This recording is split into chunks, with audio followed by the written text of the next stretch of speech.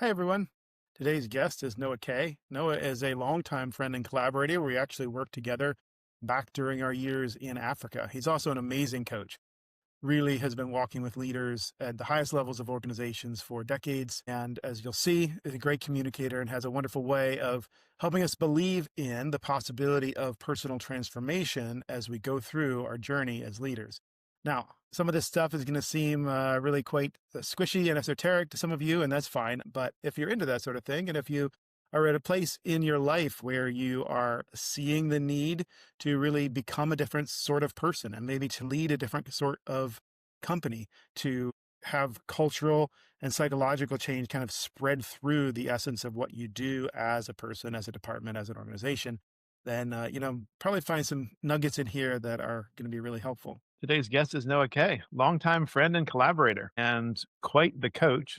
I think you've been coaching people for about as long as you are alive. Also started at least two organizations, coaching networks. Would love to hear some more about that. But Noah, welcome to the show. Thank you, Aram. Glad to be with you. So I want you to help me with a puzzle I've been working on, and that's about leader transformation. One of the things I've observed is that people kind of hit a wall at various stages in their journey. A lot of times, 10 to 15 years into starting a company or into a career, hit a wall and suddenly need to become a different kind of person, or when their work presents a particular challenge, whether it's, a business doubling in size or a key leader disappearing or going into conflict. These walls that people hit, and you can't just solve the problem. They have to become a different kind of person to be able to lead on the other side of this thing. So I've been trying to kind of get a handle on this, like what that is, what is the change, and how does it happen? So I was thinking maybe we just Hmm. talk about that a little bit, because I know you've been walking with leaders for a long, long time and a lot of really long-term relationships. You've seen a lot of people go through a lot of these transitions. How do you think about that? Yeah, what a good question. Aram, I first thing comes to my mind with this is that I tend to think that personal midlife crises usually coincide with professional midlife crises. And I think that we spend the first 2 decades of our career figuring out who we are, and the second two trying to make sure that what we're doing matches who we are. So I wonder if they're not like the personal and professional aren't intimately connected in that regard, where it's maybe less about a particular leadership challenge or need and more about who I'm becoming and whether who I am matches what I'm currently doing. So I don't know. I mean, it feels to me like the waking up, the becoming that happens when people reach, I mean, there's no prescribed age, but for some it starts earlier. But let's agree that somewhere between 35 and 45, people start to get confident enough and aware enough to make sure that their vocational work matches their personal identity and passions. And so I wonder if it's more a personal becoming than a professional hurdle. Let's zoom in on that a little bit. Like, what happens that makes people realize that some sort of change needs to take place, or even if they don't realize it, but they perceive it in some way. Maybe there might need to be a crystallizing incident or conversation that makes it external or brings it above the level of awareness. But what is it that brings people to that point? I mean, if I had to pick one word, it's meaning. We all have a desire that what we do adds meaning and value to the world. But in our early stages of our career, ego and energy drive us more than meaning and groundedness and alignment. Ego and energy, an aspiration for success and to prove myself and to find footing and to be loved and to feel like I'm doing something in the world. That's where we get our energy in our first, the first leg of the race as leaders. You mentioned something a minute ago that is very awkward for me to talk about, but even since I was a young man, a young boy, there was this very awkward sense of call on my life to lead leaders and influence leader. So, and I kind of knew it, like I'm a leader to leaders. My mom would say it and other people would say it, but I resisted it at first. But as the older I get, the more comfortable I get in that skin. And so I must become a student of leaders, and I love to watch leaders. So in my professional work now, my favorite thing to do is coach executives or heads of organizations. So give me the top guy, and I'll make the biggest difference. That's the way I look at it. So if I can pour my life into the person that has the charge over the thing, that's where I have the most fun making a difference. The reason I mention that is because I've as a result, been a student of leaders, watched them very closely. Am one myself, but enjoy watching them and fascinated by what I've learned watching the person at the top of the ladder. I mean, they're often the most insecure. They are often under the most pressure. They often have the least amount of space to talk about what matters most and what they're really feeling and going through. There are layers of protection between them and who they lead. And so it's lonely up there. And I just enjoy being in those spaces. But I think that the transition point is the ego and energy run out and the sense of identity becomes clearer. And as those two things happen, it seems to me that leaders go, all right, I think I know who I am, and I'm not sure it's matching what I'm doing. And so they wiggle their way into meaning. So those seem like two very different movements, though. So ego and energy running out is one thing, and then figuring out or encountering a clear identity that seems to have a deeper root or resonance is another movement. And they don't always come at the same time, do they? Are there months in between, years in between, decades in between? Some people never get it. What have you seen? Yeah, dude. I mean, they coincide. They coincide. They have a overlap usually, right? And it's not like you ever run out of ego or energy. You ever really figure out your sense of self. But I do think it's an important process that it seems quite common that most leaders. Now, look, some leaders don't want to face this, and I've worked with. Yeah. What if I don't want to face it? Yeah, you just keep on barreling through doing what you do, but usually, look, you can be successful. You just will probably lack depth and meaning in human relationships. You can be successful just barreling through on your skills and ego. You can make a lot of money and have a lot of power. So but at some point, people come to perceive that that isn't all there is, that isn't all they want. And that is part of this transition from being primarily driven by ego and energy to being driven by a deeper identity. Yeah, and people that aren't interested aren't my clients. And usually they're not my friends. I just seem to gravitate toward, but I'm astounded at how many people I find that really they want to do the work, Aram. They want to be a grounded human being that does things that matter, that relates to people in transformational ways, and that somehow figure out how to merge or match their sense of who they are with the work that they spend their hours doing. And that's a fun process to watch unfold. And those that want it find it. And those that don't avoid it, and that's fine. They just, there's a consequence for it, and they'll pay that consequence. Okay. Okay. So I know that part of this answer is coaching, which is what we all expect you to say. But when people hit that wall or come to the place that they are ready to do the work, how does that transformation take place? What are the paths that lead from here to there? Do you see predictable patterns or at least common patterns? Yeah, I mean, they're the obvious ones, right? There's nothing new under the sun.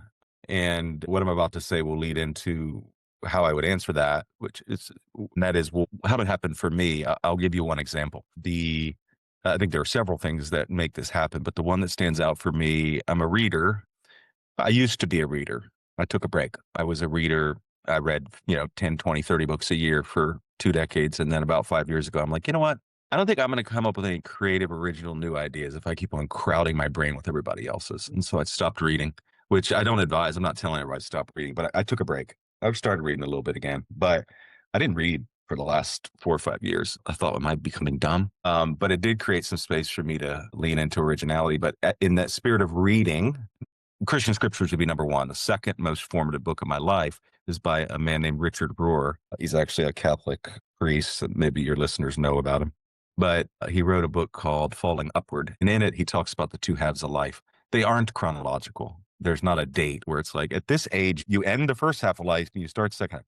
They're about source from which we live. So first half of lifers live from ego. They live from energy that I talked about, reactivity, striving, success, predictability, certainty, safety, control, things that we need. It's a different set of needs. Second half of lifers begin to live from a different source, a source of soul, meaning, passion, mystery, freedom, the ability to sit with awe and wonder and not, have a less binary, dualistic way of living. So he defines the spirit of these two halves of life. And that book gave language to me for what I needed to I want to be a second half of lifer. And fascinatingly, I know a 23-year-old who I would describe as a second half of lifer. And I knew an 84-year-old who is clearly a first half of lifer. Imagine I'm right. And there's a 23-year-old that is somehow figuring out how to live as a second half of lifer. Well, yeah. What I'm trying to get at is like what brings people to this point? What are the paths or the crystallizing experiences that bring people to this point? Because, like you're saying, it's clearly not just living a long time or working very hard. Exactly. So yeah, I think it's a combination of a few things. First of all, your formative kind of primary influencing figures in your life play a role, whether you like it or not. So you're stuck with that hand. You got to figure out how to make sense of that. What was your worldview, your God view, your work view, all the stuff that was built into you, that's there. What you read, what you watch and listen to, who you spend time with, the voices that are around you, and whether you can learn to speak a new language. It's about the language we speak, because the language we speak is what all people have to figure out who we are. The only thing that I have to indicate to you who I am is what I can lift out of me and say with words. So, and I can see it a mile away. If someone speaks a language that resonates with my soul, I feel attracted, I feel gravitated toward them. And I'm like, oh yeah, that's one of my people. Not to be exclusive of others. So who you spend time with, and then what you're willing to pay attention to. So whether you're willing to become aware, essentially, Aram, I'd say it like this: whether you're willing to look in will determine where you're going to go. Whether you're Like, willing to look that's inside. it.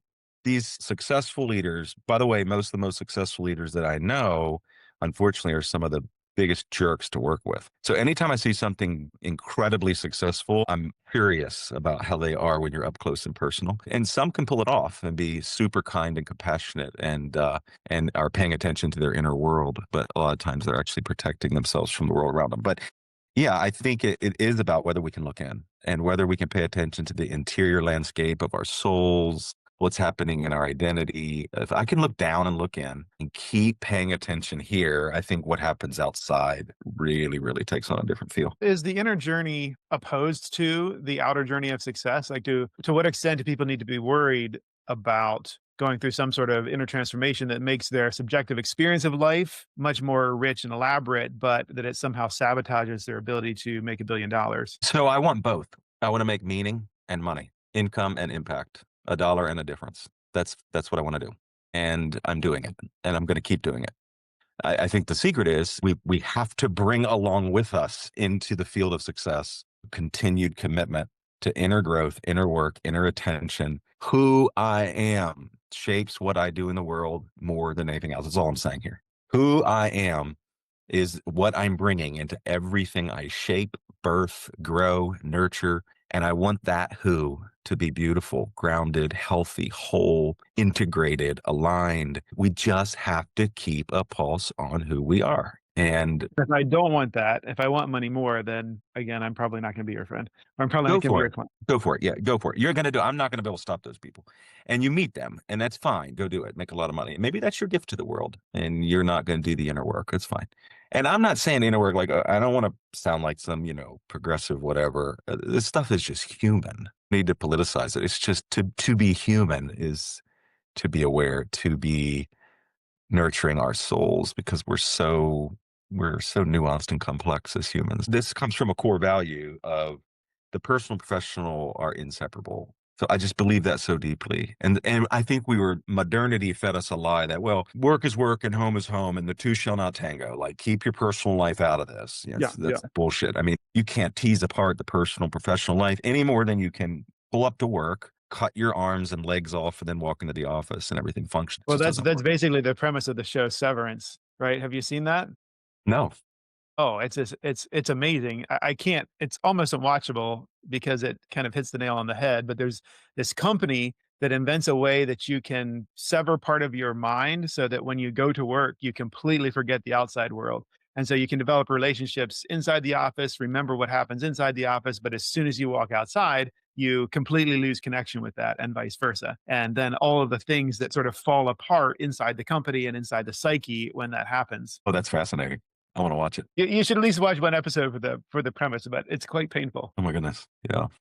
But yeah, I was kind of trying to get at the any potential conflicts between this energy and ego driven success versus a deeper level of success that's driven by who you And actually are. another way of saying it, Aram, I believe that there's what matters most and what matters less. And what matters most what's one thing we all have in common? What matters most to all of us is to be able to give and receive love, to be valued and loved. This is, in my opinion, outside of eating and shelter and stuff, this is our greatest need we wake up with every morning. And that's all of us. So that matters most. Everything else matters less. What my company matters less. We're all on the same quest. I find it so fascinating that we don't just all agree to that and shake hands on that right away from the very beginning in every engagement, in every community, in every job. Hey, just so we know, we're all here with the same primal need to be loved. And by the way, we're going to build this company and we're going to build this software program. But at the end of the day, what matters most is that we're loved.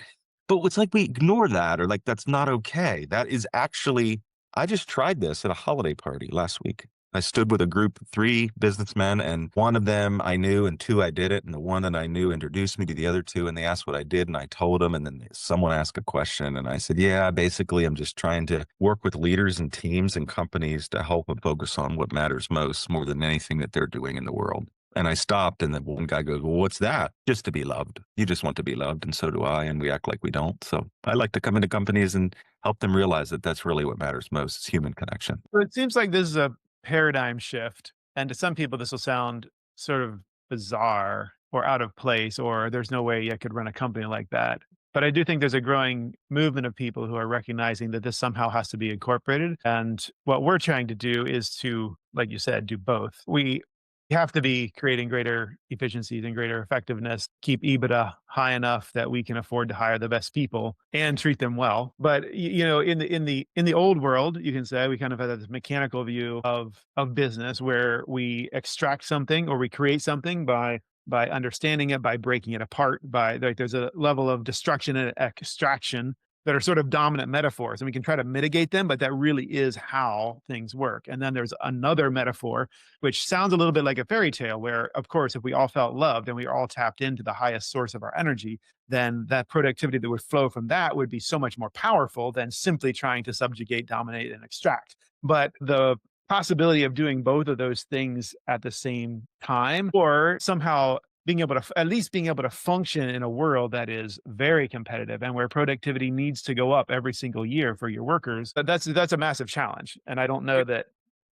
Well, I'm writing a book you about can't it. get at it with just one. You can't get at the solution just by coming at it from one direction. You have to come at it from both directions at the same time. I like the topic enough to decide to write a book about it with our team. Well, tell me about the book, or is it still a secret? Well, no, it's not a secret. We're halfway through working with our editorial coach. It's called Happy People Have Higher Profits. And And that's the premise. When you love people well, they dial in, invest, and stick around. Saves you a lot of money on turnover, makes you a lot of money because you keep high retention. People are invested. They become more creative and innovative because they feel loved, safe, and they can just thrive and flourish. And so happy people, higher profits. I mean, I make it sound simple. It's not, but I really do think that we're with this concept, people are, I mean, statistically spending more hours at work than anything else other than sleeping. So we have the number one space to make an impact, make a difference, bring transformation to humans and, dare I say, their families and communities, because we have the primary space to shape their lives. This company you're running, whoever's listening, this is the primary space to make a dent, an impact, a positive influence in the lives of humans that can take it and distribute what you've given them to the world around them. This is number one. And so why not capitalize on it? Let's do it. And we don't have to sacrifice making good money and doing creative, world-changing work on the altar of love. You can do both at the same time, and that's the sweet spot. So when you can merge them, happy people, higher profits, love your people well, you're going to get incredible ROI. so how does that happen? Can you give us a taste of just like one kind of surprising or counterintuitive claim that you make, or method, framework, idea, tip?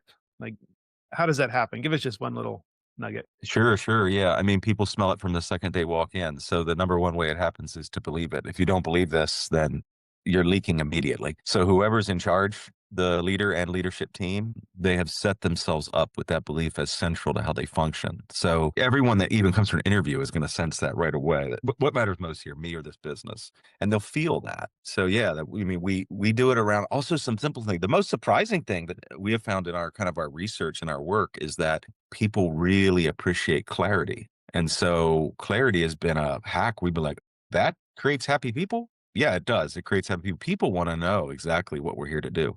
The clearer you get, the happier your people are. then they're not wasting all this unnecessary energy on trying to figure out things that should have already been figured out. We can do new and creative things.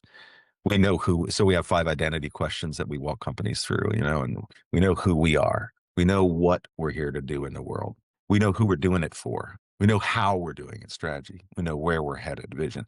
So just when you can answer those 5 questions in simple 7-word or less answers, it takes so much angst out of a system, a company. It allows people to know what matters most has already been answered. We're clear, yay. And then we have clear values. We know we value everything, you value nothing. And so you got to know these are the most important things we value here. When that kind of clarity is there, people immediately feel like there's kind of the dead woods out of the way. I can belong, I can contribute, and I can thrive here. So that was a surprise to us that clarity meant that much to producing happy people. So the whole the relationality of how the company functions, because we're talking about human relationships here, the secret sauce, this won't surprise you that I believe this, is to utilize question asking as a primary management method. Okay. Well, I knew we were going to get here. So tell us about Coach Approach and why you think it's important for all these transformation. I'm putting words in your mouth, but I think they're your words, that this is a coach approach within a business, not just your interaction as a coach with the top leaders, but throughout the company is one of the main tools, a main tool in driving the kind of transformation we're talking about. Yeah. So there's a ton of resistance to this concept. So let me just say that up front.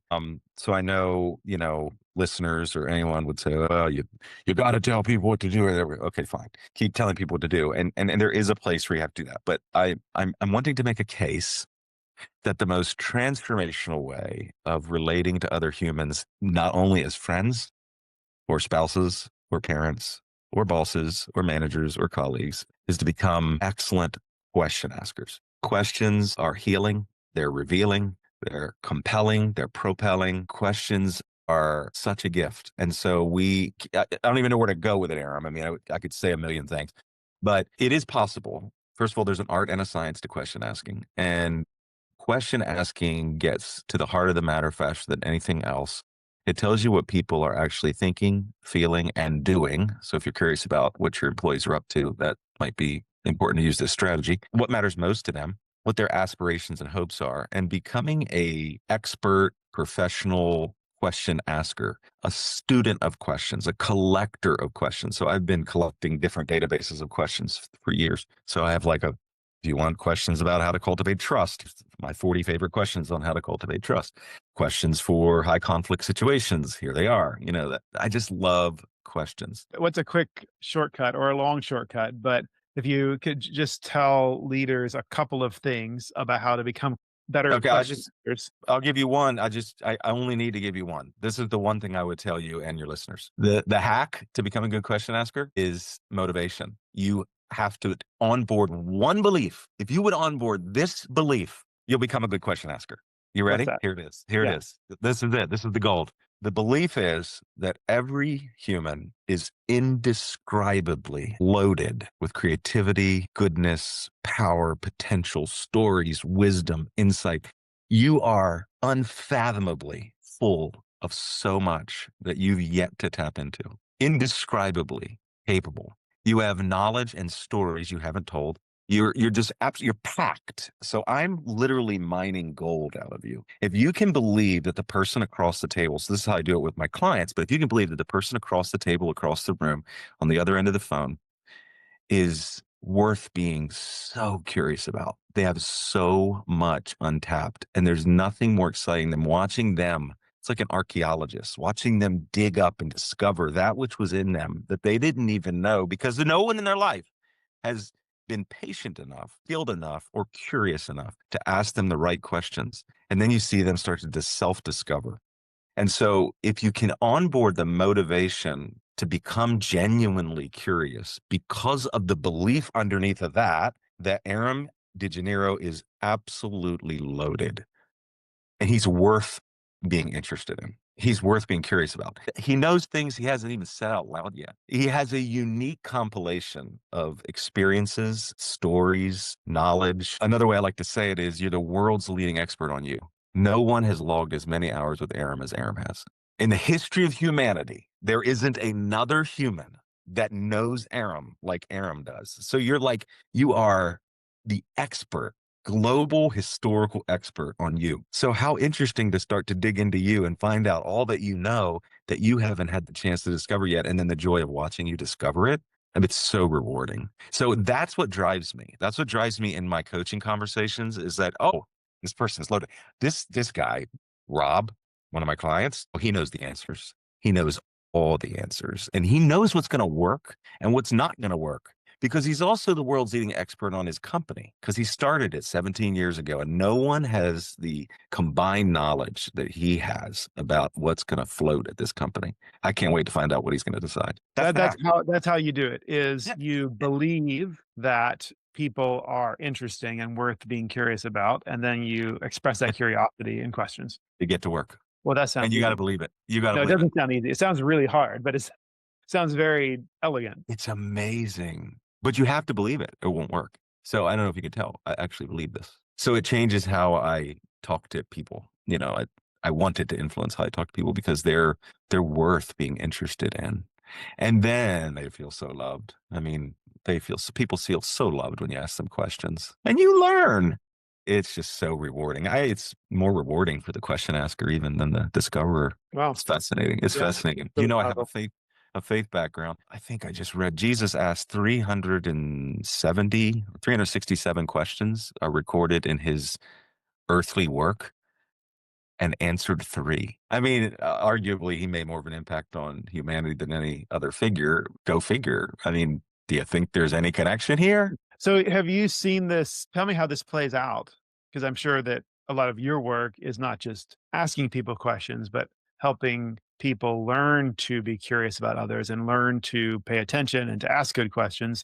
How does this play out and how long does it take for somebody to adjust their style appropriately so that they're listening the right amount, asking questions the right amount versus giving answers and instructions the right amount? Personally or in business? Let's take a business leader that you started working with and they get it. They want to make some sort of change. They see the value in it. What does that change look like for them or for the people around them? Like everything in life, the more you practice, the better at it you get. You got to have a want to. So as soon as you have the want to, and you believe what I just said the last 5 minutes, and you start to employ that strategy, so it's a management leadership tactic, and it's a brilliant one. Then you start to run meetings that way. You start to hold one-on-ones that way. I just guided one of my clients recently in a high conflict conversation he was having with his second in command to employ a coach approach in that conversation. So he structured 7 excellently thought out questions that got to the heart of what he wanted to actually talk about and know and heal and see change in. So he asked 7 questions. But before the meeting, he told the leader that he was going to meet with, his second in command, he said, I just want this to be a listening session. I just want to listen. I think that good leaders are listening leaders, and I want to listen well, and then I want to breathe and sleep and think, and then we'll talk more. Neither of us are going anywhere. So can this conversation just be me listening? I want to ask you some, what I think are really important questions so that I'm sure I understand you well. And he did it. And he asked those 7 questions and then walked away. And walked away. And I told him, no reacting, no defending, no reacting, no responding. Shut up your mouth, as my wife will say. Shut up your mouth. Just ask the questions and learn to listen. By the way, good questions without good listening is patronizing. So you got to listen too. So you got to couple these 2 things together. And there's really fun. I found some really fun skills for listening that help me. I'm not naturally a good listener. So I've had to find some hacks to become one. Give me one hack to become a better listener. Just wait and stare. Create cracks. People will fill them. Wait and stare. How long? Do you count? Who cares? Go past awkward. Past awkward. Just let it be awkward. Yeah, learn to be secure. Just keep sitting there. It's because I'm anxious and insecure that I want to fill this space. What if I just smile and wait? What might you do? What might you say? Or shall I control what's going to happen next? I still control things when I can, but boy, when I'm operating my best self, I don't. And no, I don't miss it. I feel more free, and it's less work on my plate. I'm taking on less jobs because I'm just waiting, and I'll just create space. People will fill them. And for introverts, especially internal processors, wait them out.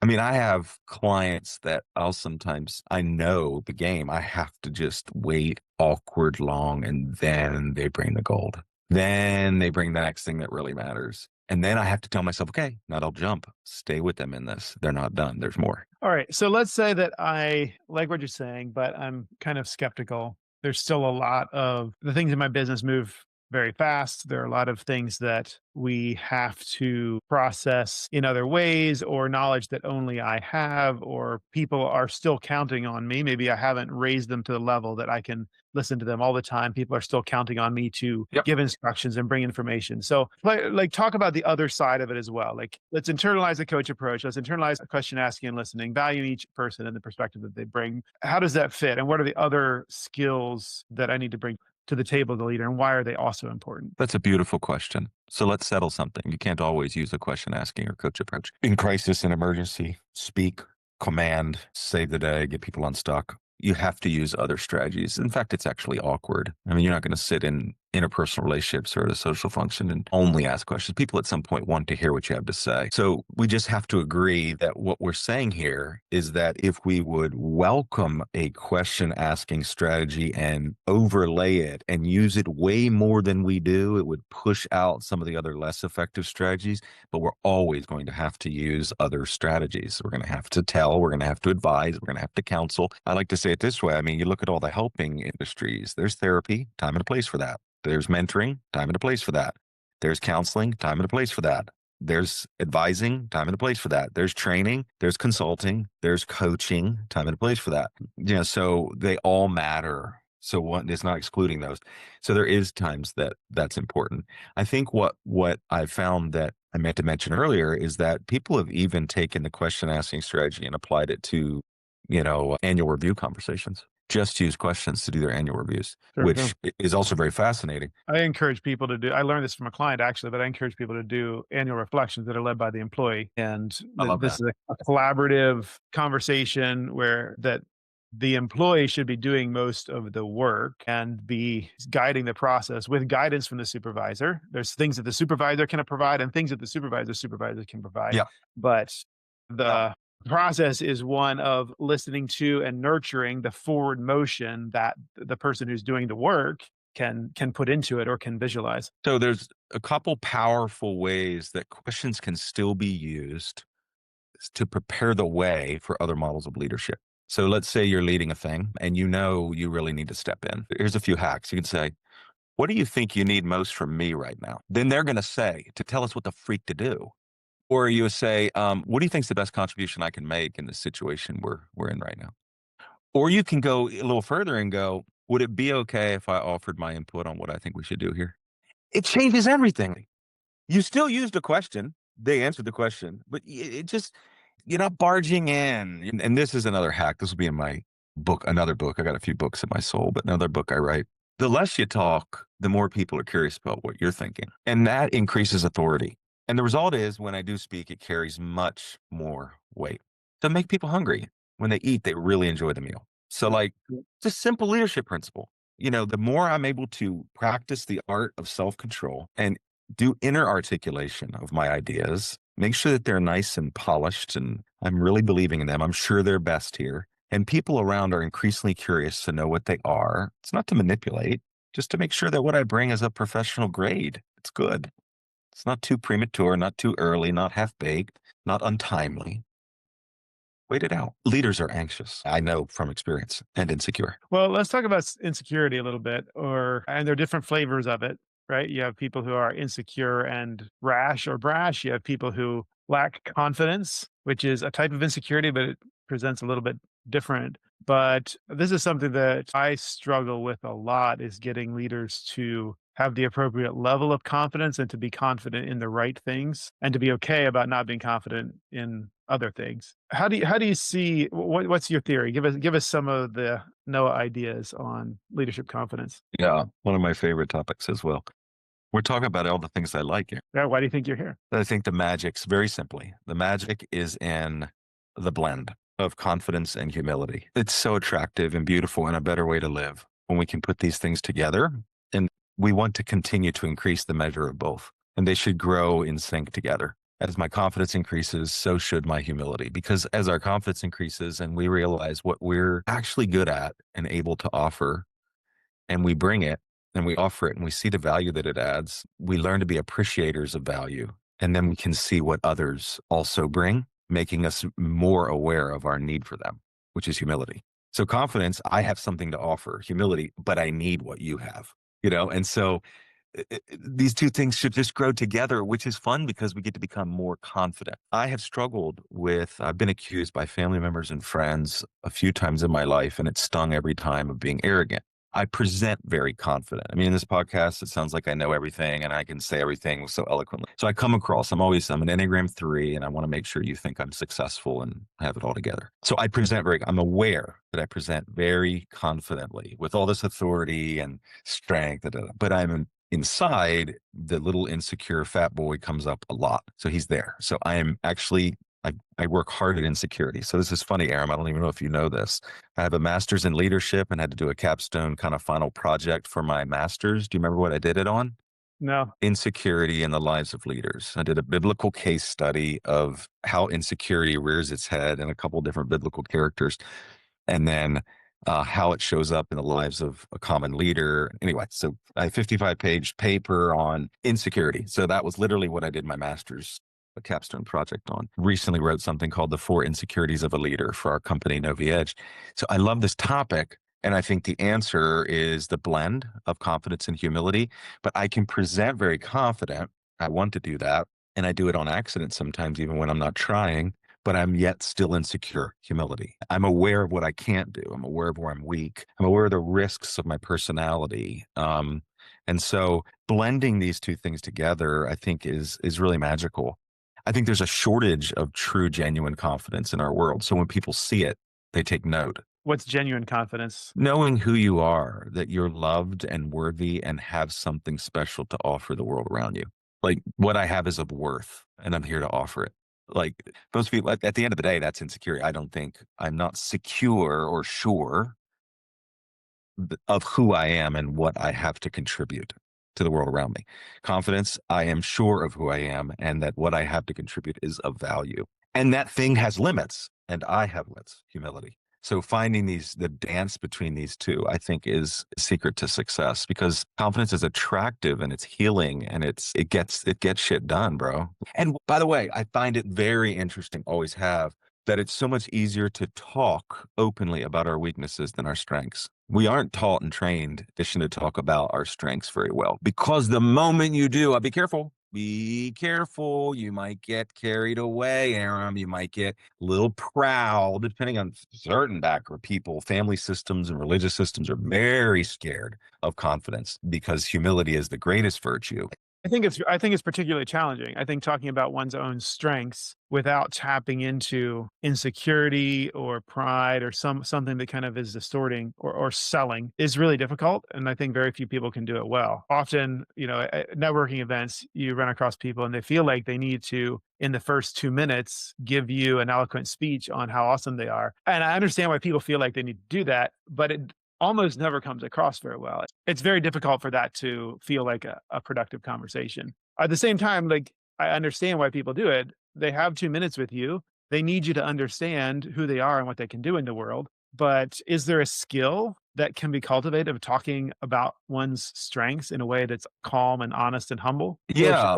The skill is, got to know when to do it. And you don't do it in the first 2 minutes you meet someone, because the first 2 minutes you meet someone is about them. They matter the most in that moment.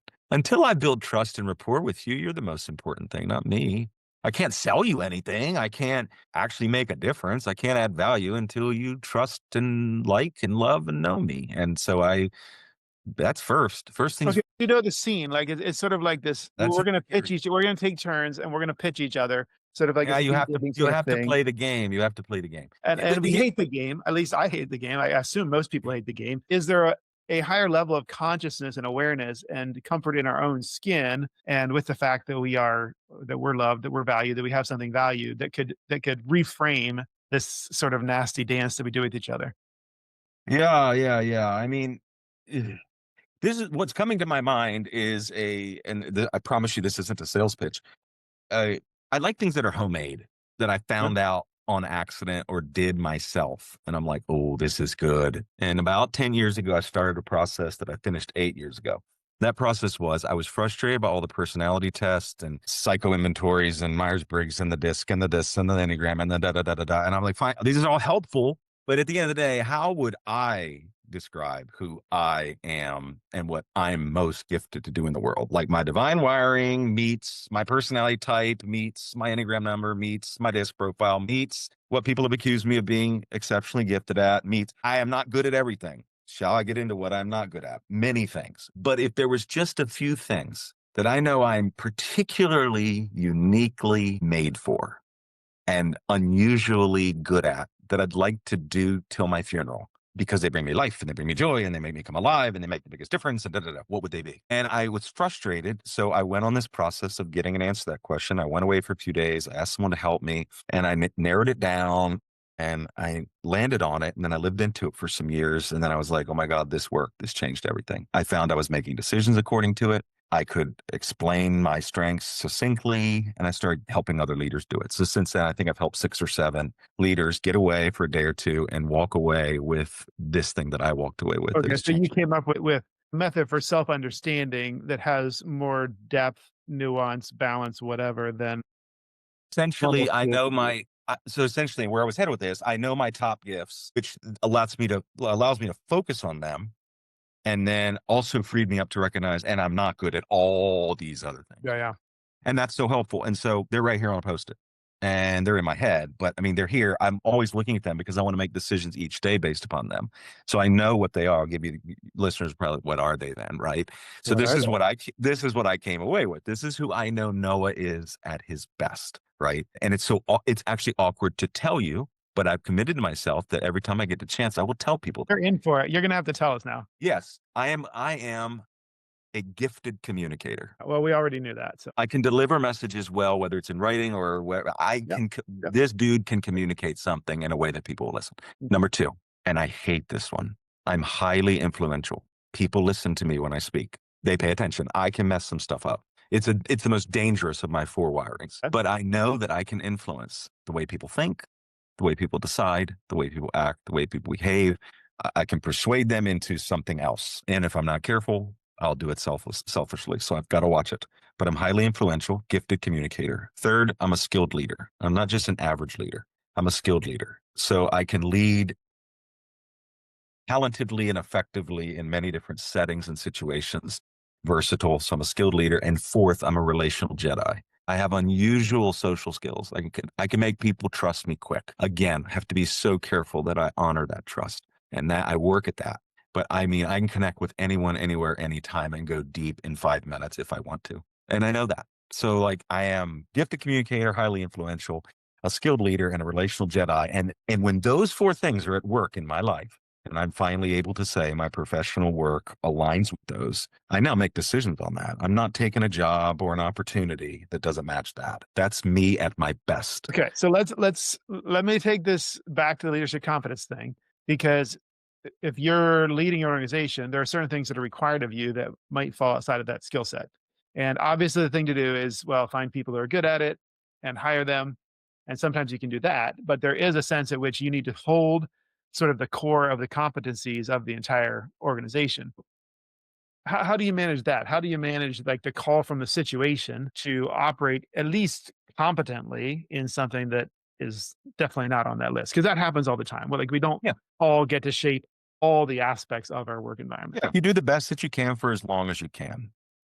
And as you walk into success and more capital, you pay someone to do the stuff you suck at. That's as simple as that. I mean, and be honest and admit when you are carrying something that you know you're not strong at. Tell your team. They already know. Just builds trust when you let them know. Yeah, I feel like a lot of people feel like they need to pretend or yeah, I did that early in my career. they're not bad at any of the things. Acted like I knew what I was doing. I mean, I know when I'm doing something I'm not good at. And everybody, you're right. Everybody else knows as well. So you don't always have the luxury. Money buys you luxuries. The more money you make, the more you can fix this problem with throwing a few bucks at it. And so it's not lost to me that I'm very blessed to get to do stuff, almost everything I get to do, I love to do. There's only a few things that I still have to do that I don't like to do, but I'm scheming on how to pay someone to do them. But, that's convergence. And, but you do it the best you can for as long as you can. But then there's people wired to not care about that stuff when it comes to vocation. They fascinate me. They're like, no, dude, it's just a job. I go for 8 hours a day and it doesn't matter if it has any meaning or if I'm doing the stuff I'm made for. That's for the weekends. I am not that guy. But that's not right and wrong. The IT dude that's like, I don't care about computers, but I know it pays the bills and I'm fine. I don't care. And I just create the data. I'd just rather just put me in a casket early. There's no reasons to keep living. Yeah, I mean, I wonder if you go back not very far in history, that would be the majority of work, right? You don't Mhm. decide whether to plant each spring based on whether it's fulfilling or not. It's just how life works. And it's a first world luxury. Let me be clear. Having lived in Africa like you, I mean, this is a first world luxury. Or if we use that power just to get more power over others or power over stuff, then it ends up destroying us. Whereas if we use that power to get better alignment, better resonance with who we really should Mm. be. I think with that additional power comes an additional burden of alignment.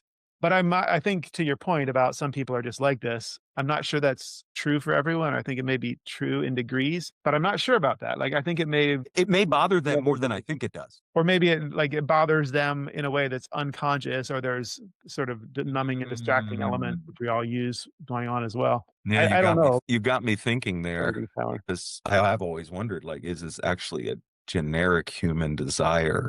Some people act like it isn't, but like, is there anyone that doesn't want to live in alignment? Actually, it's a defense mechanism, maybe for some people. Like, it don't matter. Yes, it does. You care. You want your who and your what and your why to be lined up somehow. And you think that's possible for No, the it's people who want it, for the I people. know it's possible. See, I run into people a lot, and I would say I put myself in this category large portions of my life who say, "Right, well, what you're talking about, Noah, sounds amazing. Like, it's definitely something that I want, but there's no way I could actually make this happen. It's not practical. I couldn't run my company. I couldn't keep a job if I tried to align things with who I truly am. I mean, hey, even getting 10 minutes a day to meditate, it feels impossible given family or work situation or whatever. It, But there are it, lots of objections here, and I certainly feel a lot of them. But you're saying, "No, yeah, it's possible." This is something that you can do. When you feel that when you hit the wall and you feel that call to find a path through, that there is a path, people can find it. yep, yep.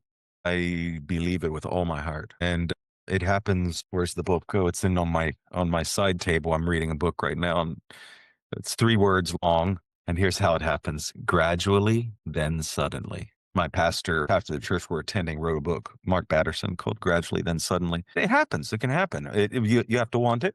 You'll have to stop making excuses. You'll probably have to have some help to guide you there. Yeah, yeah, yeah. Not without some suffering and sacrifice, but and some decisions that scare people and you. But you can do it. Yeah, there's something I can't remember the wording exactly, but basically raising the question of you say you want this thing and you can't get it. Is it that you can't get it or that you're haggling over the price? Well, that's funny you said because I think the number one thing standing in the way actually is not desire.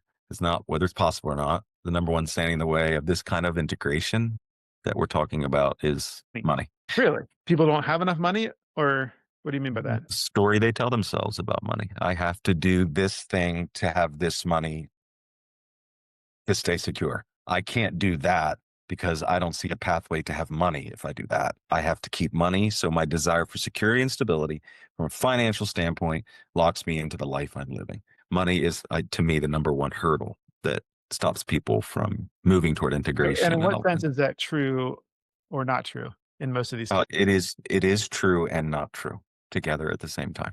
It's just that I think that people's brain categories and lived experience don't have any space for a new way of seeing. You mean that's a thing?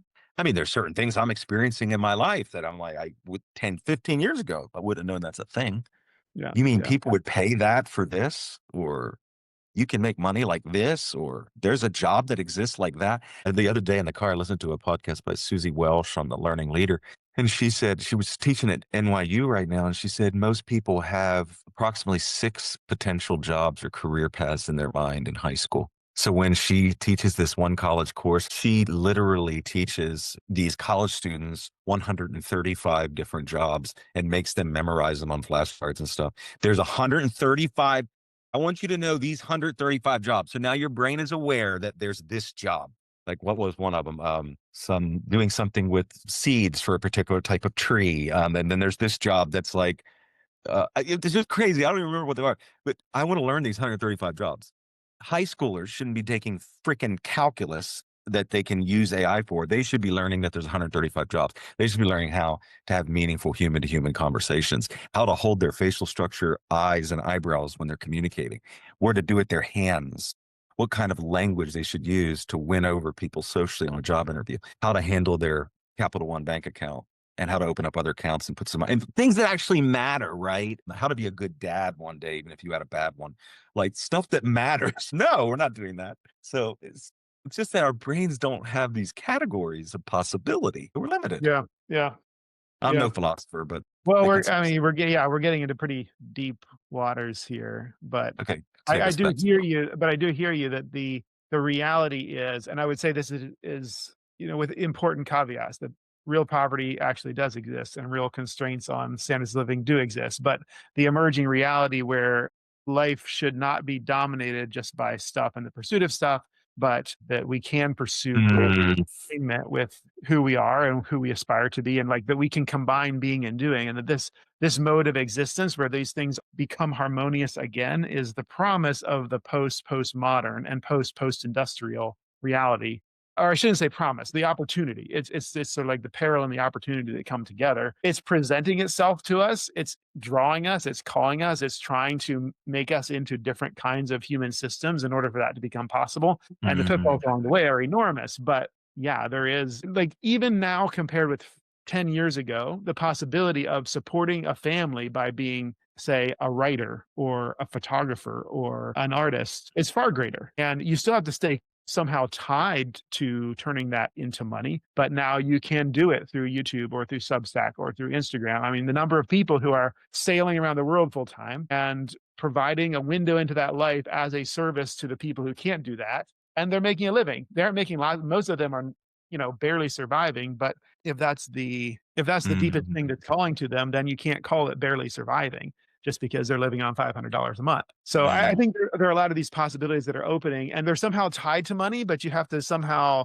see through the money to the thing that is more critical, more important, or higher in order for it to become possible, or even to be able to allow yourself to consider it. So again, getting into deep waters here, but it's someplace we're going to have to go sooner or later, and hopefully soon. Aram, thank you for what you just said in these last moments. I feel like it brought us home in a sense. Like, yeah, I really appreciate what you just said. I get real excited about these ideas, and then the pendulum has to swing back to reality. And thank you for bringing us back to that. Yeah, it's so true. Any words of advice? And then how can people find out about you and what you're doing? My life motto: people are my favorite. It's all about people. I tried to live that way and have reaped the joy of long-term friendships like the one I have with you, measuring in decades. Yeah, it's just been that's a gift. And I think I have 40, 44 years. Just the list goes on. People are really what matter most. And so it's all about people anyway. How they can find me.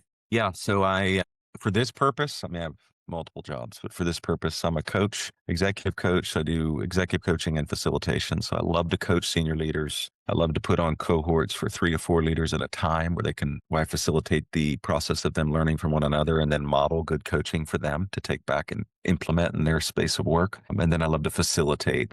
Two primary ways I facilitate. One is through what I call a clarity accelerator, helping companies that are ambiguous get clear. And I mentioned some of that earlier. And the other is through something called Every Conversation Matters, which I'm excited about for this coming year. It's a culture change tool to help people improve the quality of conversations in their company. Really, that's all culture is: conversations. What kind of conversations is your team having? And so we work at improving and making conversation more effective, and also paying attention to the ones you're avoiding that are costing your company a lot of money. So coaching and So coaching, facilitation, facilitation. NoviEdge. But Yeah. I'd love to hear from anybody. Happy Yeah. to give a 15 to 30-minute conversation to anyone that's curious to talk more. That's quite an offer. Well, Noah, thanks for talking. It's been great, and look forward to connecting again very soon. All right, brother. Great to be with you.